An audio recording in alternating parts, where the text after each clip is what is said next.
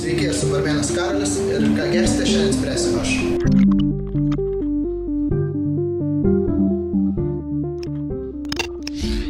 Juodos kavos, Latte kavos ir viskas. o kava čia dabar su nuolaida, ne? Latte cappuccino, juodos espresso. Šau kortelę. Buvo nuspręsta, kad jūs šiandien gersit vandenį. Kaip čia suprasti? Buvo nuspręsta, kad jūs gersit vieną. Vieną juodos kavos ir vieną latte, prašau, aš sumokėjau pinigus. Šau. Buvo nuspręsta, kad jūs gersit vieną. Čia kažkoks eksperimentas. Buvo nuspręsta, kad jūs gersit vandenį. Gersiu kavą. Ne, jūs gersit vandenį. Arba gražinkit pinigus dar. Kad aš pieno nemėgstu. Prie ko tas pienas čia? Duokit 2 juodas kavas, aš susipilsiu pieną į tą kavą, gerai?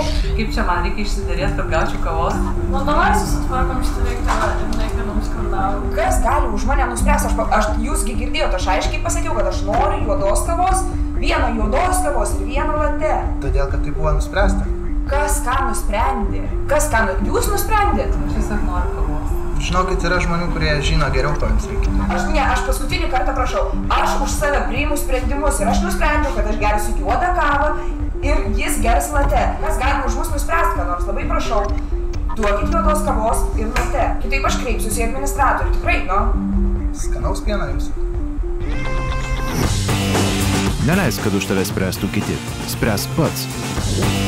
Kampanija Mane Dzin kviečia balsuoti artėjančiuose prezidento ir Europos parlamento rinkimuose. Mane dzin. Aš balsuosiu, nes man ne dzin. Aš už save sprendžiu pats. Už mane nuspręs jinai.